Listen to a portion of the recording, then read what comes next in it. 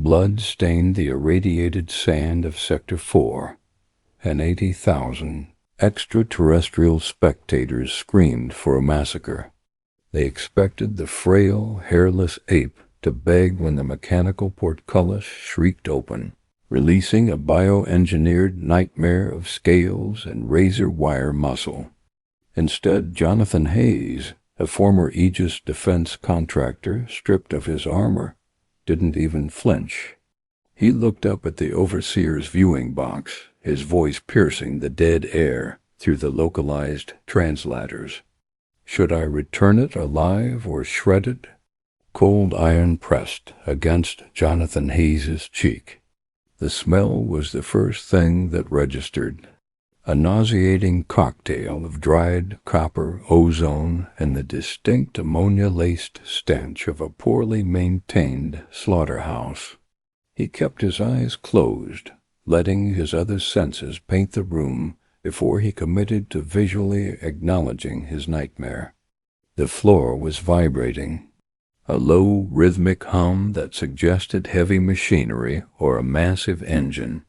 Gravity felt heavy, perhaps 10% denser than Earth normal, pulling at his muscles with an unfamiliar persistence.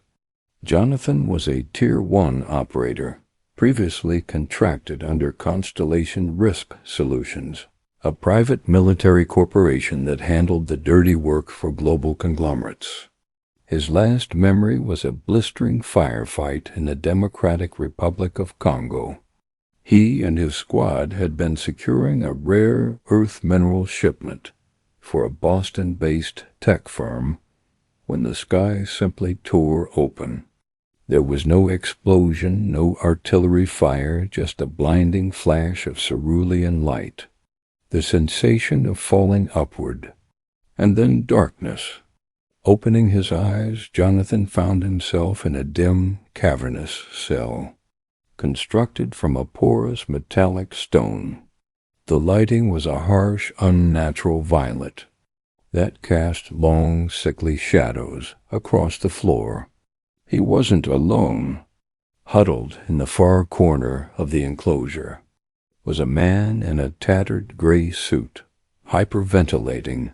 "Hey," Jonathan rasped, his voice dry. He pushed himself into a seated position, his joints popping. He noted with clinical detachment that his tactical vest, sidearm, and combat boots were gone. He was left in his olive drab undershirt and cargo pants. The man in the suit flinched as if struck. Don't come near me. This isn't real. This is a hallucination." The subway crashed. "That's it. I'm in a coma at Chicago Med. Look at me," Jonathan commanded, injecting the sharp, authoritative bark of a squad leader into his tone. It worked. The man's eyes, wide and bloodshot, locked onto Jonathan's. "I'm Jonathan. What's your name?" "Adrian." The man stammered. "Adrian Collins. I'm a forensic accountant. I was just taking the red line home." And then the light. The blue light. "Well, Adrian, unless we're sharing a neural link in this coma, we're very much awake," Jonathan said. Standing up, he tested his weight, adjusting to the heavy gravity. "And we are definitely not in Chicago." Before Adrian could reply, the heavy metal door at the front of their cell slid upward with a hydraulic hiss. A figure stepped into the violet light. Through the localized neural translator implanted forcefully in their necks, a painful raised welt behind Jonathan's right ear. The being's alien vocalizations were smoothed into crisp, almost sterile English. The creature stood 7 feet tall, clad in an immaculate white uniform that looked like molded porcelain. Its face was angular, lacking a nose, with 4 slit-like eyes that burned with a pale yellow luminescence. "I am Overseer Gregory," the alien announced. The translation matrix had assigned him a Western name, completely stripping away the nuance of his native tongue to fit the human's cultural framework. You are currently aboard the Tartarus Station, a premier entertainment hub for the coalition of sovereign systems. Adrian let out a whimpering sob. Jonathan simply crossed his arms, his face an unreadable mask. An entertainment hub? So this is a zoo? Gregory's top two eyes blinked independently of the bottom two. Not a zoo, human, an arena? Your species was recently discovered occupying a Class 3 death world in the Orion Spur. Preliminary scans indicated your physiology is uniquely frail, lacking natural armor, venom, redundant organs, or significant muscle density. You are classified as Tier 9 fodder. Jonathan felt a cold, familiar calm wash over him. It was the same icy detachment he felt right before breaching a hostile compound. He analyzed Gregory's stance. The alien relied on his size and the intimidation factor of the environment. His center of gravity was high, and his joints looked rigid. So we're here to be slaughtered for tickets, Jonathan said flatly. Precisely, Gregory replied, amused by Jonathan's lack of hysteria. Usually, the newly acquired Class 9s spent their first cycle screaming. Your execution will serve to warm up the crowd before the primary gladiatorial events. You should consider it an honor. Your brief, violent end will entertain beings of vast intellect and power. Who did the scouting on our planet? Jonathan asked, taking a casual step forward, committing the layout of the corridor behind Gregory to memory. Automated collection drones, Gregory stated. They retrieved samples from population centers. Your physical metrics are profoundly unimpressive. You possess no natural weapons. Your auditory and olfactory senses are dismal. Jonathan almost smiled. The drones had abducted civilians, office workers, accountants like Adrian. They hadn't scanned the military bases. They hadn't encountered the private military sectors, the black site operators, or the individuals who had undergone off-the-books augmentation. Before joining Constellation Risk Solutions, Jonathan had been the primary test subject for a classified DARPA initiative known as Directive Lazarus. His bone marrow was laced with a synthetic carbon lattice. His muscle fibers chemically hardened and his adrenal glands modified to dump pure, unadulterated combat stems into his bloodstream on command without shutting down his heart. They thought he was a fragile ape. Tomorrow at the cycle's peak, you will be moved to the lower sands, Gregory said, turning his back to leave. It was a massive tactical error turning one's back on an unknown entity born of pure arrogance. Rest, humans. Pain is inevitable, but it will be brief. The door slammed shut, plunging them back into the violet gloom. Adrian curled into a fetal position, weeping openly. We're dead. We're going to be torn apart by monsters. I don't even know how to throw a punch. Jonathan walked over to the porous wall, running his calloused fingers along the rough texture. He began to stretch, loosening his shoulders and testing the kinetic chain of his body under the heavier gravity. You don't need to throw a punch, Adrian. You just need to stay behind me. You're crazy. Adrian sobbed. Did you hear him? We're fodder. We're just meat. They made a miscalculation. Jonathan whispered, his eyes narrowing as he stared at the heavy iron door. They think humans are prey. They forgot that before we built cities and offices, we were apex pursuit predators. We ran our prey to death. Tomorrow we remind them.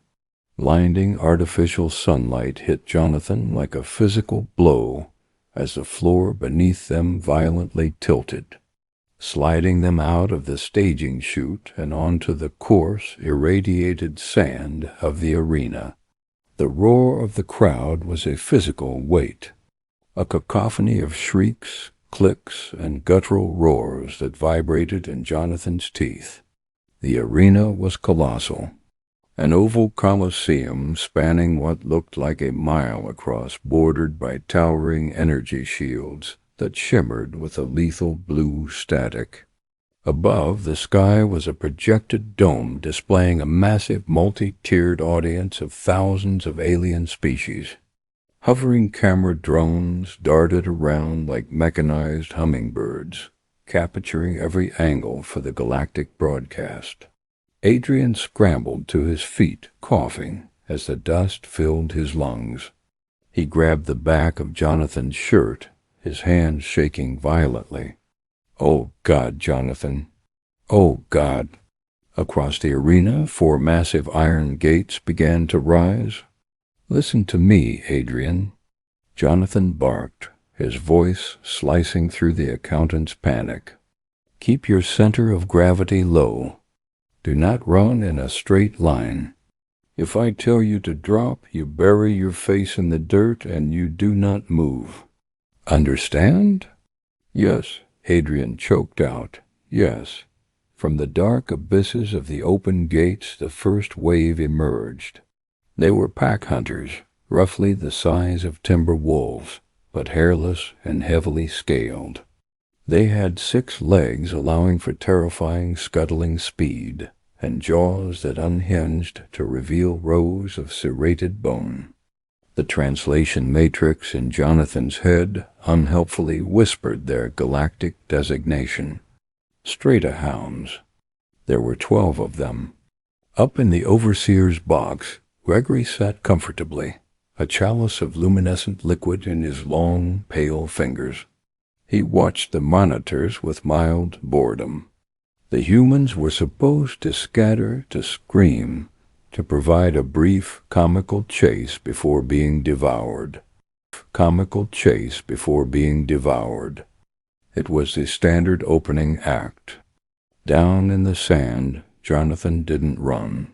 He took a deep breath, deliberately triggering the biorhythmic sequence taught to him by the DARPA technicians.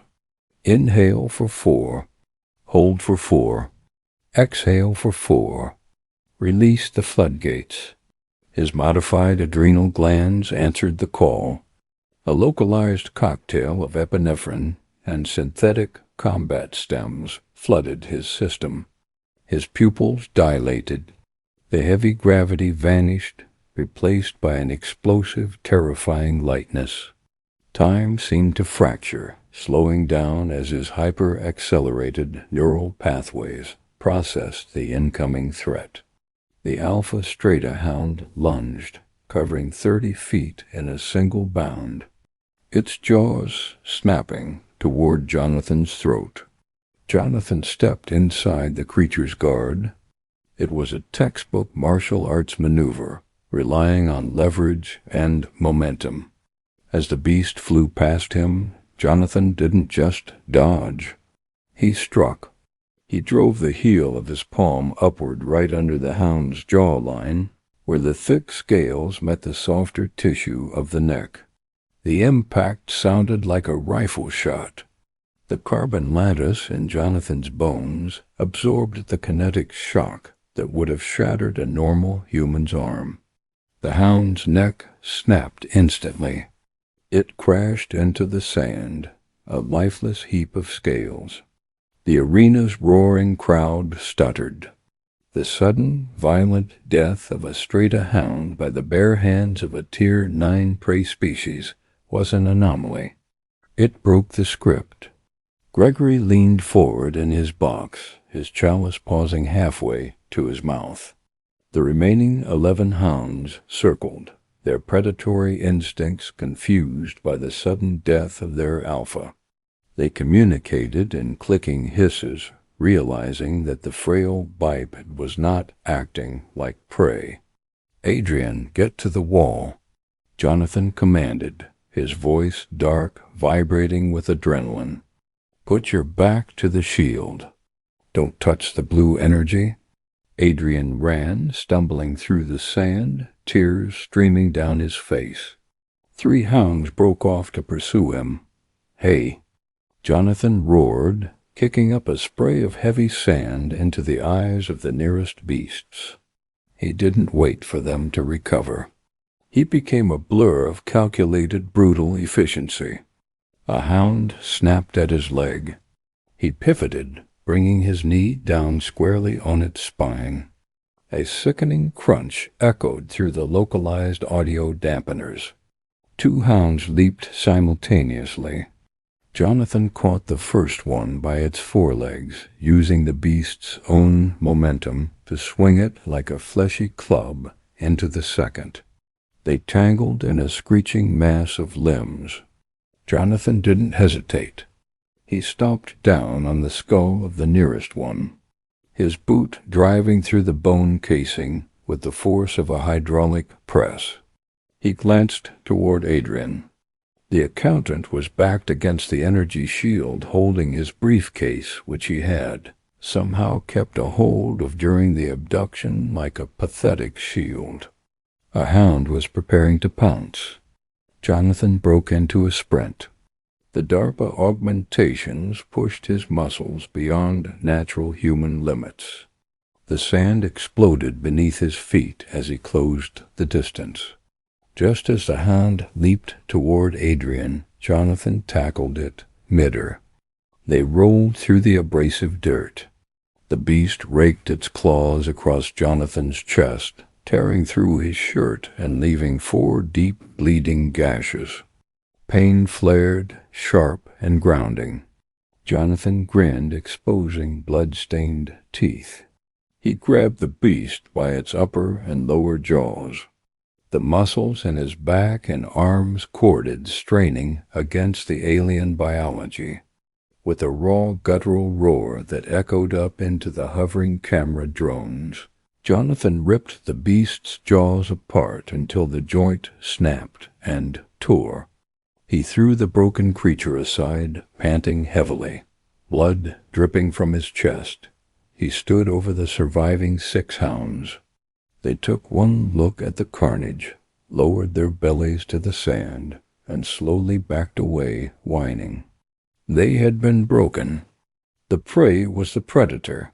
The arena was completely, entirely silent. 80,000 spectators stared down at the lone, bleeding human.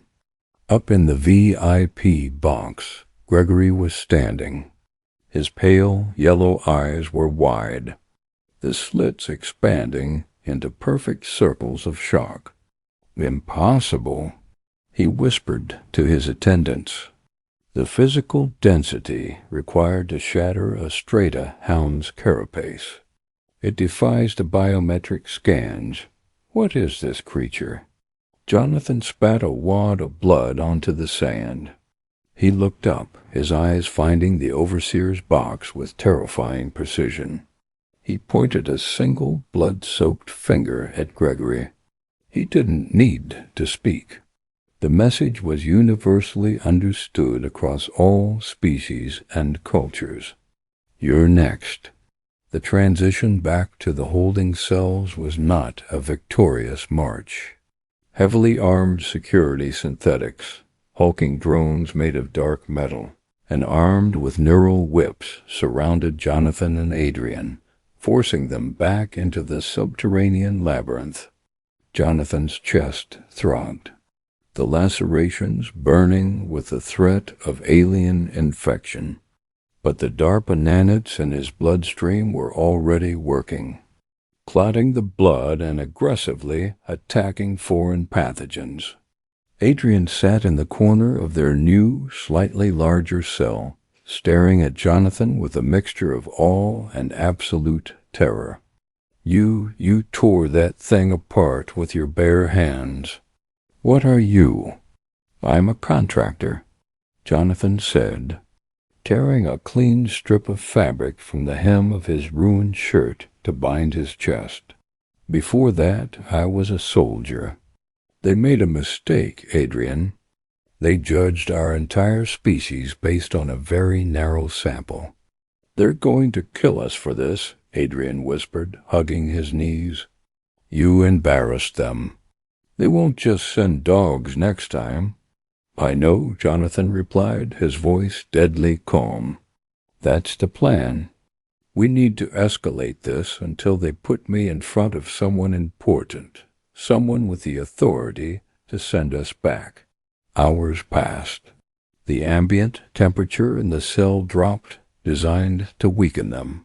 Jonathan spent the time mapping the structural weaknesses of the cell door and meditating, actively managing his heart rate to conserve his adrenal reserves. Finally, the door hissed open. This time, Gregory did not come alone. He was flanked by two massive reptilian guards wielding energy pikes. The overseer looked at Jonathan, his initial arrogance replaced by a cold, calculating wariness. "Your survival was a statistical anomaly," Gregory stated, his voice devoid of its previous amusement. "A glitch in our biological assessment. You possess modified skeletal structures and chemical enhancers. You are an artificially engineered warrior of your species." "I'm just a guy from Ohio," Jonathan lied smoothly, leaning back against the cold stone wall. "If you think I'm tough, wait until you meet our Marines." Gregory ignored the taunt. The spectacle, however, was highly rated. "The Coalition demands escalation. You have been scheduled for the apex tier, a primetime execution." "Against what?"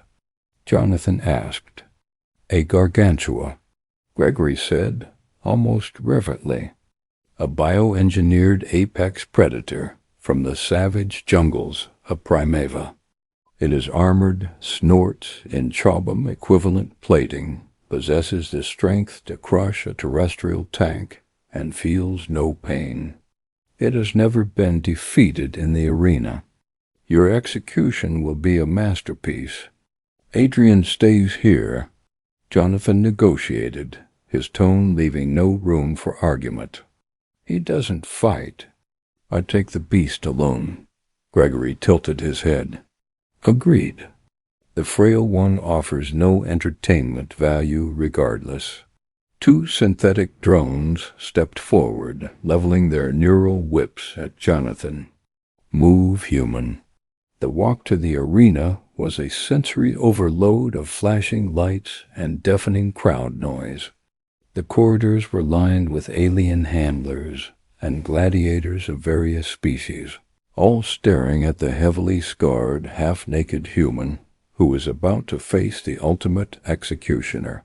They looked at him like a ghost walking to its grave. As Jonathan stepped out onto the blood-soaked sand, the noise of the crowd was a physical shockwave.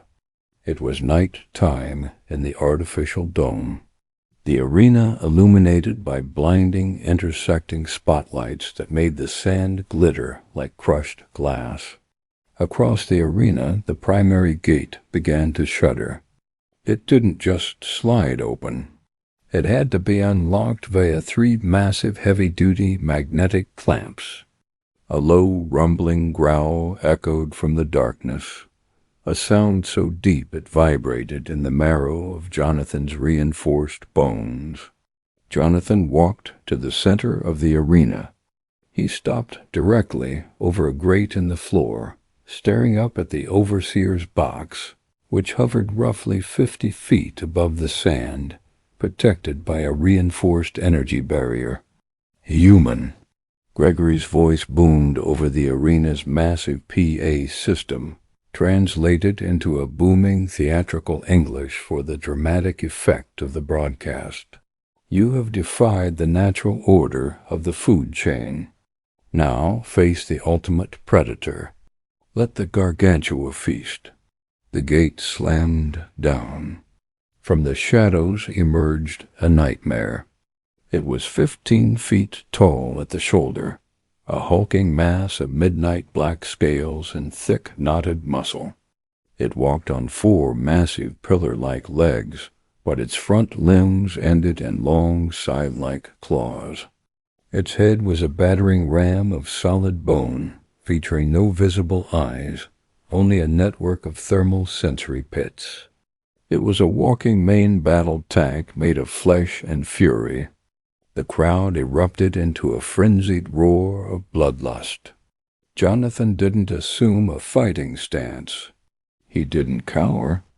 Instead, he stood perfectly still, his eyes fixed not on the beast, but on Gregory's hovering box. He reached down to the sand, dragging his boot over the dirt. He waited until the gargantua let out a roar, a sound that forced many in the front rows of the audience to cover their auditory receptors. Then Jonathan spoke. He didn't shout. He spoke in a normal, conversational volume. But he knew the arena's highly sensitive, localized microphones, designed to pick up the screams of the dying, would catch it. "Hey, Gregory." The translation matrix caught his words, echoing them perfectly through the stadium's acoustics. The casual, almost bored tone of his voice contrasted so violently with the situation that it created a bizarre cognitive dissonance. The crowd's roaring faltered slightly. Thousands of aliens leaning in, confused by the lack of panic. Jonathan pointed at the towering armor-plated nightmare that was currently scraping its scythe claws against the iron gate, preparing to charge. "I have a question about your pet." Jonathan's voice echoed through the colossal arena, cold, hard, and laced with absolute, terrifying confidence. He locked eyes with the overseer behind the energy glass. "Should I return it alive or shredded?" The arena went dead quiet.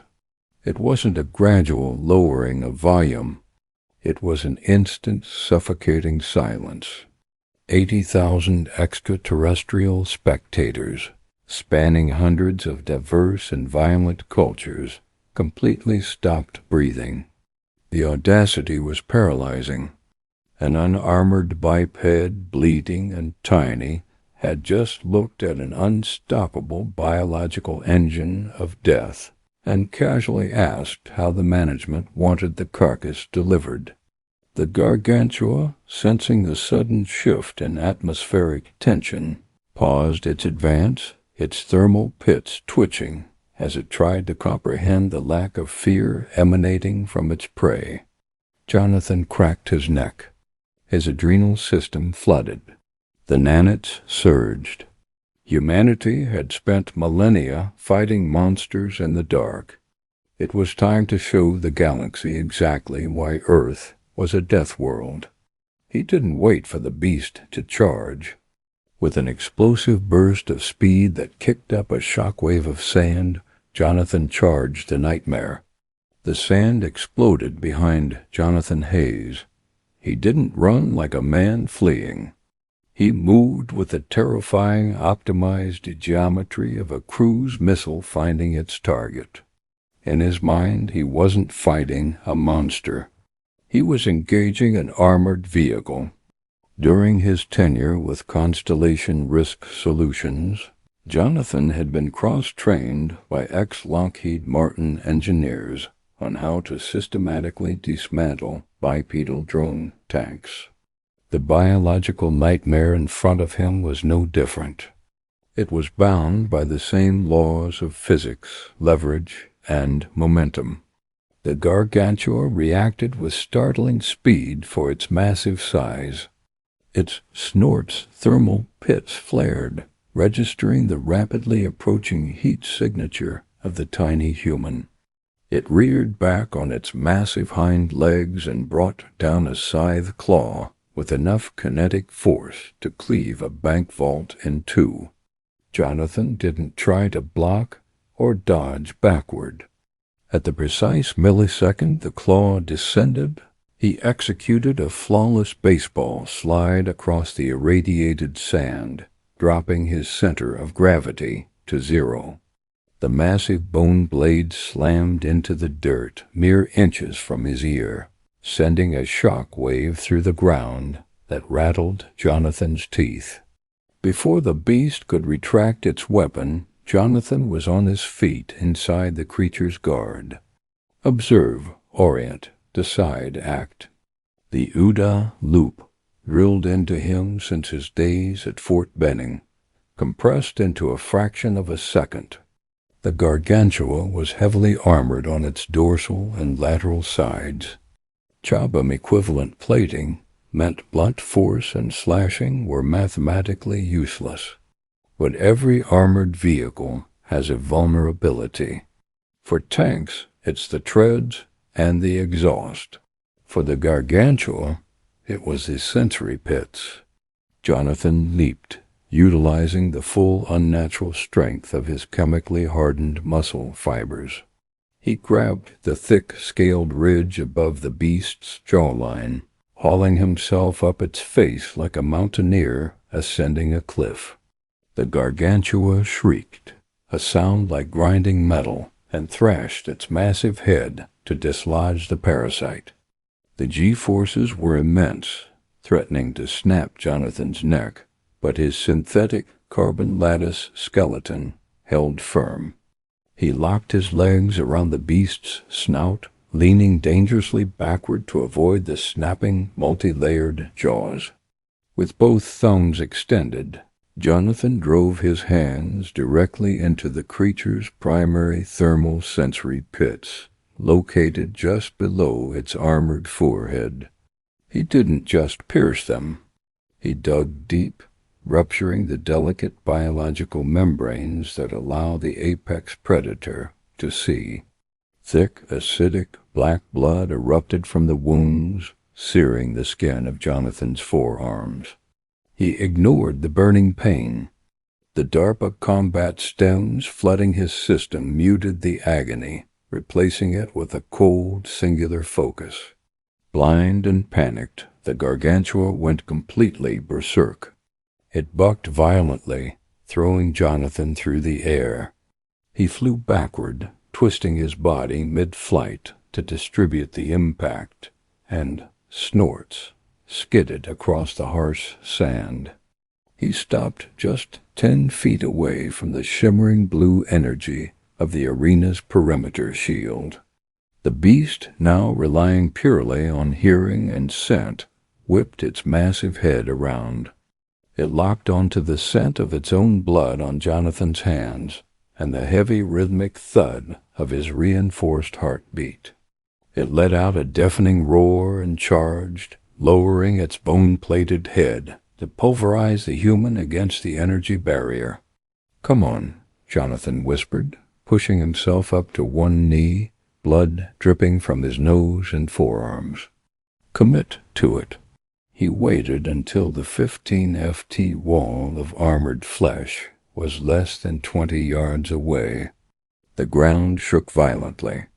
80,000 spectators held their collective breath, waiting for the human to be smeared into a bloody paste against the shield. At the last possible second, Jonathan didn't jump to the side. He dropped flat on his back. The gargantua, possessing massive forward momentum and no visual input to correct its trajectory, couldn't stop. It thundered right over Jonathan, its massive underbelly clearing his face by mere inches, and slammed headfirst into the arena's containment shield. The resulting sound was catastrophic. The perimeter shield, designed to repel energy weapons and keep the audience safe, delivered millions of volts of raw, localized plasma energy directly into the gargantuan's skull. The heavy Chabam-equivalent plating acted as a perfect conductor. The beast convulsed violently, its nervous system completely fried in a microsecond. The smell of burning ozone and roasting meat flooded the arena. The beast bounced off the shield and crashed onto the sand, a massive twitching heap of disabled muscle. It wasn't dead. Its biology was too resilient for a quick demise, but it was paralyzed. Jonathan rose slowly from the dirt, dusting off his cargo pants. The crowd was utterly silent. They were watching the impossible. He walked over to the twitching leviathan. The energy feedback had shattered the thick plating near its shoulder joint, exposing a lattice of raw muscle, thick tendons, and the base of its left scythe claw. Jonathan remembered his promise to the overseer. He planted his boot against the beast's rib cage for leverage. He grabbed the massive scythe claw with both hands. The muscles in his arms, chest, and back bulged unnaturally, the DARPA-engineered fibers straining against their biological limits. He let out a primal guttural roar that echoed through the silent Colosseum. With a sickening sound of tearing cartilage and snapping bone, Jonathan ripped the entire 7FT scythe claw from the creature's socket. He didn't stop there. He dragged the heavy, jagged bone blade to the beast's exposed neck. With the methodical, brutal efficiency of a butcher, Jonathan brought the blade down, driving it through the creature's spinal column, severing its central nervous system permanently. He stood up, covered head to toe in black alien blood and coarse sand. At his feet, the undefeated apex predator of Primeva lay in pieces. He had delivered exactly what he promised, shredded. For 10 seconds, the Tartaro Station arena existed in a vacuum of sound. Then the pandemonium hit. It wasn't the synchronized rhythmic cheering of a bloodthirsty crowd. It was absolute, unadulterated hysteria. The alien spectators shrieked, clicked, and howled. Some were terrified, scrambling over their seats to escape the viewing galleries. Others were in a state of frenzied awe, witnessing a Tier 9 prey species systematically dismantle a living weapon. Hovering 50 feet above the carnage, Overseer Gregory stood frozen behind the reinforced glass of his VIP box. The chalice of luminescent liquid had slipped from his pale fingers, shattering on the polished floor. His 4 eyes were wide, unblinking, trying to process the impossibility unfolding below him. Security. Gregory choked out to his synthetic attendants, his voice trembling for the first time in his long, privileged life. Flood the arena. Kill it. Kill the human now. Down in the sand, Jonathan Hayes wiped the sweat and alien blood from his eyes. He didn't celebrate. He didn't acknowledge the screaming thousands. He looked up, his gaze locking onto the hovering box. He picked up the 7FT severed scythe claw. It weighed nearly 200 pounds, but the localized adrenaline and synthetic enhancements made it feel like a javelin in his hands. He took 3 sprinting steps, planting his front foot into the sand, and hurled the bone blade upward with every ounce of kinetic energy he could muster. The heavy bone blade sailed through the air in a perfect, deadly arc. It didn't aim for the reinforced glass. Jonathan knew that was useless. Instead, his tactical eye had already identified the mechanical vulnerabilities of the box. He aimed for the glowing spherical anti-gravity repulsor node attached to the underside of the floating structure. The scythe claw struck the node dead center. The dense bone shattered the protective casing, driving deep into the delicate magnetic coils. Blue sparks showered down like fireworks. The repulsor whined, a high-pitched mechanical scream of failing systems before violently detonating. Without its anti-gravity support, the VIP box immediately tilted. The sheer weight of the armored glass and metallic chassis dragged it out of the air. It plummeted 50 feet, crashing into the arena sand with a deafening metallic crunch. The impact sent a localized shock wave of dust and debris rolling across the Colosseum floor. The reinforced glass of the box spider-webbed, but miraculously held. Inside, Gregory and his 2 synthetic guards were violently thrown against the bulkheads. Jonathan walked toward the downed box. He didn't rush. The steady, measured pace of an executioner. The heavy arena gates shrieked open, and dozens of security synthetics poured onto the sand, their Nero whips crackling with lethal energy. But they were too late. Jonathan had already reached the shattered VIP box. He climbed on top of the ruined structure. He looked down through the spider-webbed glass at Gregory, who was scrambling backward, clutching a broken arm. His porcelain-white uniform stained with his own purple blood. Jonathan raised his heavy combat boot and brought it down on the weakened center of the glass. Crack. Snorts. He stopped again. The carbon lattice in his skeleton drove the force of a sledgehammer through his heel. Crash. The reinforced glass caved in completely. Jonathan dropped into the box, landing gracefully amidst the ruin. The 2 synthetic guards inside raised their weapons, but the confined space was their downfall. Jonathan stepped inside the guard of the first synthetic, gripping its mechanical wrist and twisting it backward until the servo snapped. He used the disabled drone as a human shield as the second synthetic fired its neural whip. The whip wrapped around the first synthetic, short-circuiting its mainframe.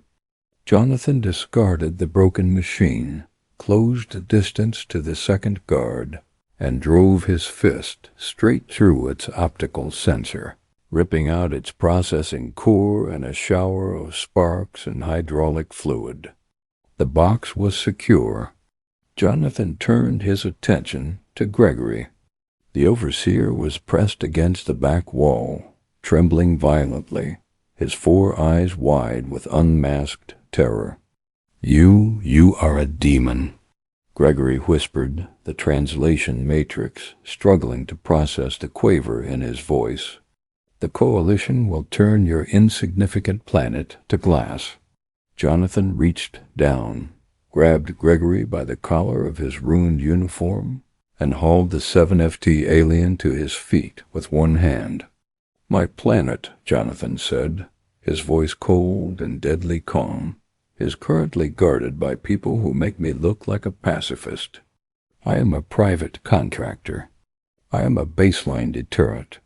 He dragged Gregory to the edge of the shattered window, holding him out over the sand so the advancing security synthetics could see.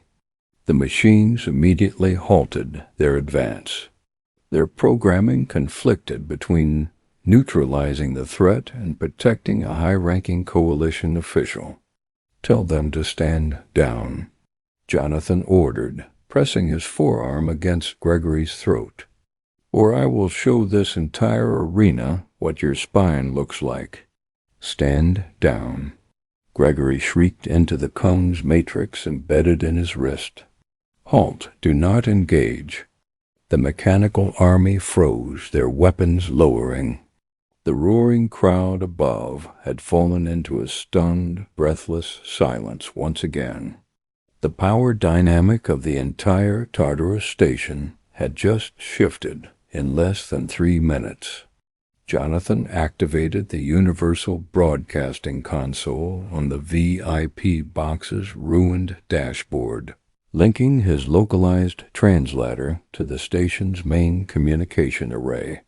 He knew that deep space listening arrays back home operated by civilian tech giants like SpaceX and military black sites alike were constantly scanning for anomalous frequencies. He just needed to make enough noise. "My name is Jonathan Hayes." His voice boomed through the colossal arena, echoing up into the artificial sky and broadcasting across the Coalition's galactic network. "I am a citizen of Earth. You brought me here under the assumption that humanity was soft, that we were fodder for your games." He pulled Gregory closer to the microphone, letting the galaxy hear the Overseer's ragged, terrified breathing. "You failed to understand human history. We didn't survive our world by being stronger or faster or venomous. We survived because we are adaptable. We weaponize our environment. We analyze our predators, and then we hunt them to extinction." Jonathan looked out over the sea of alien faces, his gaze hard as flint. "I am taking control of this station. Any vessel that attempts to dock will be considered hostile. Any attempt to breach the command center will result in the immediate execution of your overseer, followed by the systematic destruction of your life support systems. I don't negotiate with slavers." He released the broadcast button, plunging the arena back into silence. He looked at Gregory, who was trembling uncontrollably. "Now," Jonathan said softly, the adrenaline beginning to recede, leaving a sharp analytical clarity in its wake. "You're going to give me remote access to the detention blocks. We're going to let Adrian out. And then you're going to show me how to fly this station."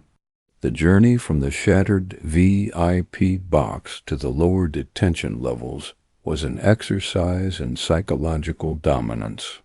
Jonathan Hayes walked with a terrifying measured gait, dragging the 7-feet overseer Gregory by his fractured collarbone.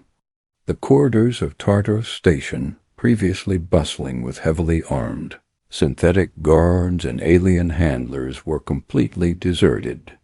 The security drones had been ordered to stand down, and the station's biological personnel had fled to the upper observation decks in a state of absolute panic. The sight of a blood-soaked, half-naked Class 9 fodder species marching their absolute ruler through the halls like a misbehaving child had broken the psychological conditioning of the entire crew. When the heavy blast doors of cell block D hissed open, Adrian Cones was huddled in the exact same corner Jonathan had left him in. The accountant's suit was ruin-stained with alien dust and his own cold sweat. He looked up, expecting to see the executioners. Instead, he saw Jonathan bathed in the sickly violet light, covered in the viscous black blood of the gargantua. "Get up, Adrian," Jonathan commanded, his voice tight but remarkably steady given the lethal cocktail of DARPA grade combat stimulant still burning through his veins. "We're leaving." Adrian scrambled to his feet, clutching his battered leather briefcase. He stared at Gregory, whose pale porcelain face was bruised and contorted in pain. You actually did it. You killed the monsters." "I broke their toy," Jonathan corrected, pushing Gregory forward toward the elevator tube that led to the station's command spire. "Now we're going to break their network. I need your head in the game, Adrian. The muscle part of this operation is over. I need you to do what you do best." "What I do best?" Adrian stammered as they entered the anti-gravity lift. The floor pushed upward, accelerating them toward the peak of the station. "Jonathan, I'm an accountant. I balance ledgers. I don't know how to hot-wire a spaceship." "You're a forensic auditor," Jonathan said, turning to look the trembling man in the eye. Before I was contracted by Constellation Risk Solutions, my unit provided security for civilian oversight committees in Baghdad. I know what forensic accountants do for the Department of Defense. You don't just count pennies. You track logistical supply chains. You find missing trillions in black budget programs. You understand data architecture. Adrian swallowed hard, a flicker of professional pride cutting through his terror. I was an independent contractor for Palantir Technologies for 3 years. We, Snorts, used their Gotham platform to track illicit funding networks through global shell companies. But Jonathan, this is alien technology. I can't read their language. You don't need to read their language, Jonathan replied as the elevator doors chimed and slid open, revealing the cavernous, gleaming expanse of the Tartarus Command Center.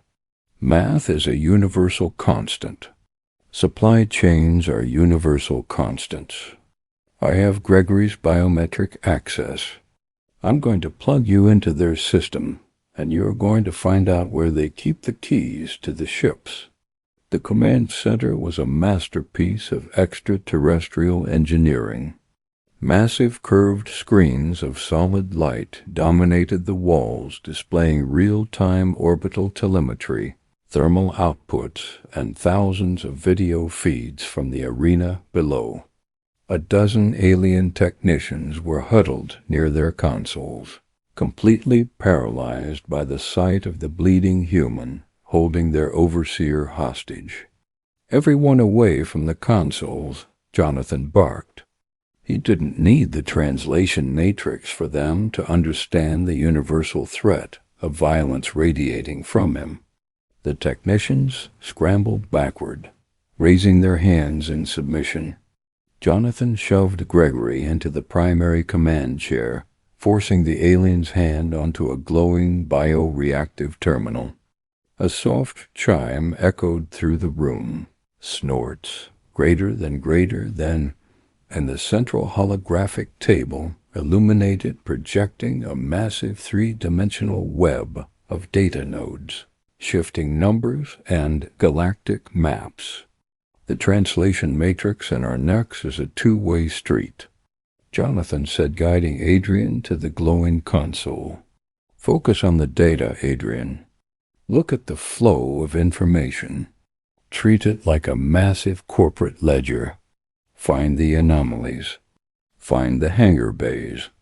Adrian set his battered briefcase on the floor. He took a deep, shuddering breath, placed his trembling hands over the holographic interface, and closed his eyes.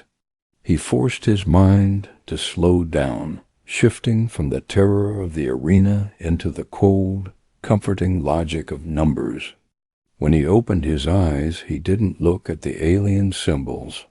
He looked at the structure. He looked at the input and output ratios. This isn't just an entertainment station, Adrian whispered, his fingers dancing through the projected light, manipulating the nodes with surprising intuition. The system's architecture was complex, but it was built on a hierarchical, tiered access model. Just like the secure Pentagon servers he used to audit. Jonathan, look at these supply chains. They're importing refined dark matter fuel, atmospheric processors, and heavy terraforming equipment, but they aren't using them here. The arena's energy consumption only accounts for 12% of their intake. Jonathan's eyes narrowed. Where is the rest of it going? It's being stockpiled, Adrian said, his voice dropping to a horrified whisper. He pulled up a massive holographic projection of the Milky Way galaxy. The system highlighted the Orion Spur, zooming in with terrifying precision until the familiar blue marble of Earth rotated in the center of the room. The arena? It's a front, a scouting operation.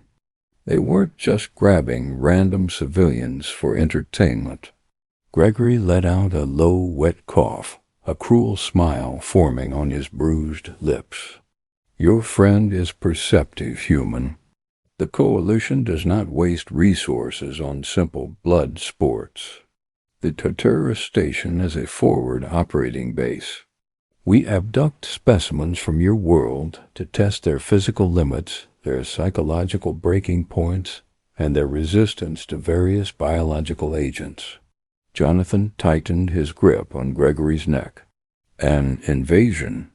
A harvest, Gregory corrected, wincing in pain. Your planet is rich in liquid water, rare silicates, and biodiversity. We needed to know what kind of resistance your local military could offer. Our automated drones sampled high-density urban centers to gauge civilian panic and baseline durability. We determined your species was weak, ripe for the taking.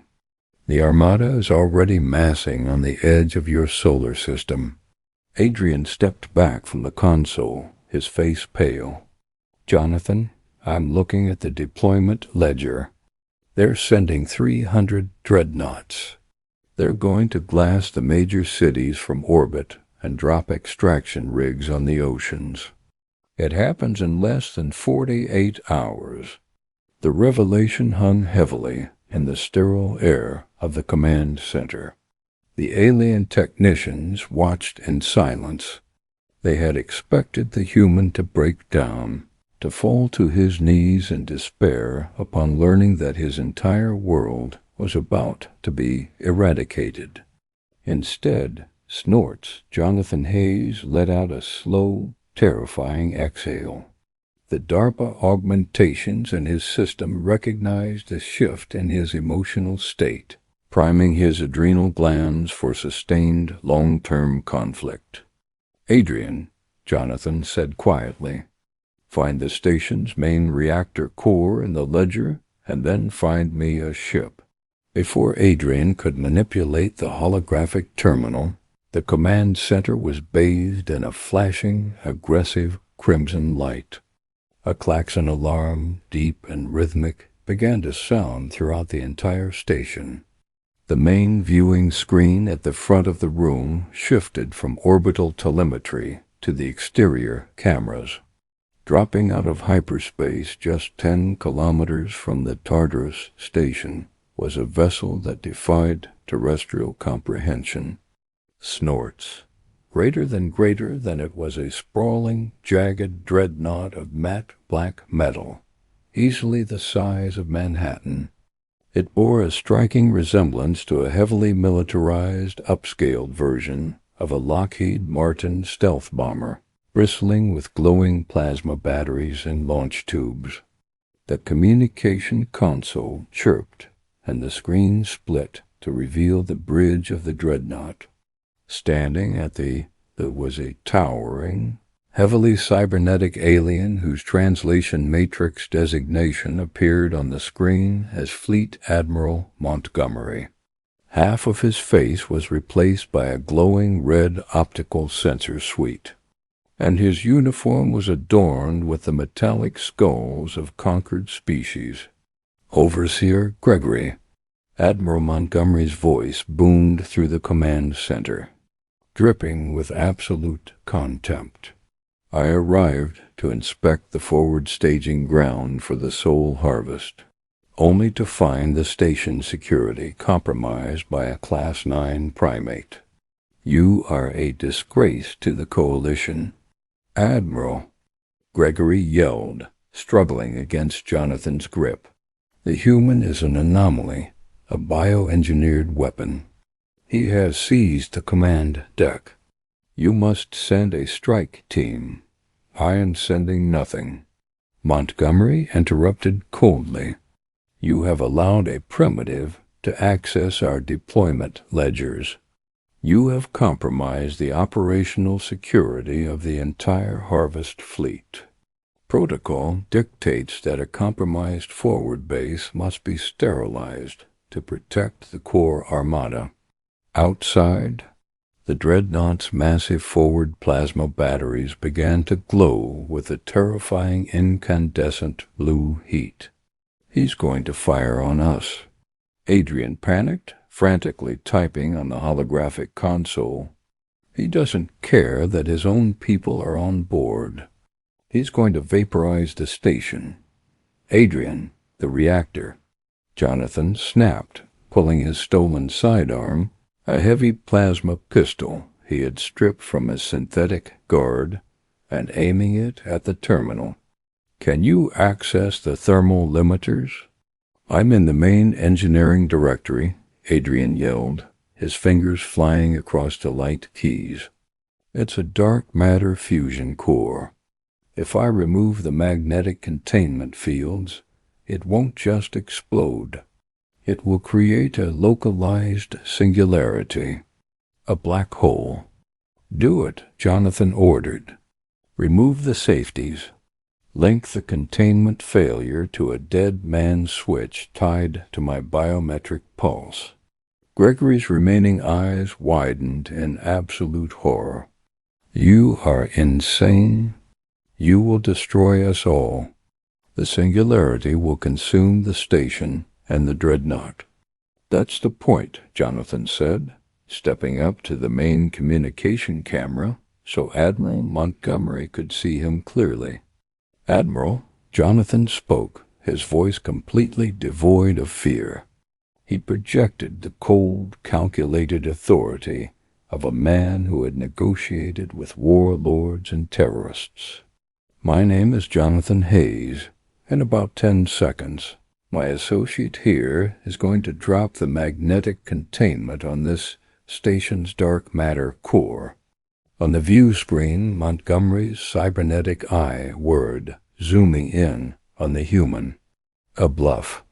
A primitive ape does not possess the cognitive capacity to bypass a coalition reactor's security protocols." Jonathan didn't argue. He just nodded at Adrian. Adrian initiated the sequence. Instantly, the crimson alarms in the command center shifted to a blinding, strobing white. The deck beneath their feet began to vibrate with a violent, terrifying intensity. On the screen, Montgomery's bridge erupted into chaos. Alien navigators and tactical officers began shouting in panic. "Admiral, the station's core is going critical. Gravity wells are collapsing. If we remain in proximity, the dreadnought will be pulled into the singularity." Montgomery stared at Jonathan, his contempt replaced by a sudden, jarring respect for the sheer suicidal audacity of the human. "What do you want?" "A ship," Jonathan demanded. "A slip-space-capable transport, pre-fueled, sitting in Hangar Bay 1. And you're going to give us a 10-minute head start to jump to the Sol system. If your dreadnought powers up its weapons, or if you try to follow us, my heart rate spikes, the dead man's switch triggers, and we all get crushed into a space the size of a marble. Mutually assured destruction, Admiral. It's a human specialty." Montgomery weighed the loss of the dreadnought against the life of one rogue human. The tactical calculus was simple. Prepare a transport in Hangar Bay 1. He barked at his crew. He looked back at Jonathan. "You may flee back to your dirt ball, human, but you only delay the inevitable. The Armada is coming. You cannot stop the harvest. We'll see about that," Jonathan said, severing the connection. He hauled Gregory up by his uniform. "You're coming with us, Insurance." They sprinted through the trembling corridors of the station. The artificial gravity was already beginning to fail as the dark matter core destabilized, making their strides long and floaty. They reached Hangar Bay 1, where a sleek silver transport ship sat waiting on the launch pad, its engines already glowing hot. Jonathan forced Gregory into the pilot's seat, strapping him in. Adrian scrambled into the co-pilot's chair, securing his briefcase, while Jonathan stood behind them, his plasma pistol leveled at the overseer's head. "Plot a course for the Sol system," Jonathan ordered. "Specifically geosynchronous orbit above North America. Coordinates for the Constellation Risk Solutions orbital defense platform." Gregory, his spirit entirely broken, inputted the coordinates with shaking hands. The transport shot out of the hangar bay, tearing through the shimmering atmospheric shield and out into the cold void of space. Behind them, the massive Tartarus station was shuddering, groaning under the immense gravitational strain of the failing reactor. "Adrian," Jonathan said, watching the massive dreadnought beginning to turn away to escape the blast radius, "can you re-engage the thermal limiters remotely?" Adrian tapped into his wrist console, which he had sensed to the station's mainframe. "I can't stop the meltdown completely, Jonathan. The cascading failure has already started, but I can slow it down. I can convert it from a singularity event to a standard fusion burst. It will destroy the command spire, wipe the servers holding Earth's tactical data, and disable the arena, but the civilian observation decks should survive the shockwave." Jonathan nodded. He was a soldier, not a butcher. "Do it. Let the galaxy know we don't slaughter non-combatants." Adrian executed the command. In the distance, the peak of the Tartarus station erupted in a blinding silent flash of golden light. The command spire vaporized instantly, severing the coalition's primary link to their invasion fleet and wiping the logistical data they had gathered on humanity. The shockwave rippled out, shattering the massive energy shields of the arena, but leaving the heavily armored civilian sectors largely intact. The dreadnought, caught on the edge of the shockwave, was thrown violently off course, its navigation sensors blinded by the electromagnetic pulse. "Entering slip space," Gregory whispered, his hands trembling over the controls. The stars outside the viewport stretched into long, brilliant streaks of white light, and the transport vaulted into the hyperspace corridor, leaving the ruined arena and the crippled dreadnought behind. Adrian slumped back in his chair, completely exhausted, his hands still shaking. He looked down at his ruined suit and his briefcase. "We did it. We survived." "We survived the scouting party," Jonathan corrected, staring out into the swirling vortex of slip space. His mind was already racing, analyzing the tactical data Adrian had downloaded, calculating the trajectory of the incoming coalition armada. He looked down at the dark alien blood drying on his skin. They had 36 hours before the 300 dreadnoughts reached Earth. 36 hours to hand over the intelligence to Constellation Risk Solutions. 36 hours to mobilize the orbital defense grids, wake up the DARPA sleepers, and prepare the global military-industrial complex for the greatest war the galaxy had ever seen. Jonathan Hayes crossed his arms, feeling the heavy, rhythmic thumping of his augmented heart. The aliens had wanted a harvest. They had wanted easy prey. Instead, they had just kicked the hornet's nest of a Class 3 death world. And Jonathan was going to make sure they choked on the swarm. If you felt your pulse pound during this epic clash of human grit against alien arrogance, hit that like button right now. We love bringing you the absolute best HFY Sci-Fi stories where humanity proves exactly why we are the undisputed apex predators of the galaxy. Don't forget to subscribe and ring the notification bell so you never miss an upload. Want to see what happens when the Coalition Armada finally reaches Earth? Drop a comment below and share this video with your friends to help our channel grow. Your support fuels the story. See you in the next one.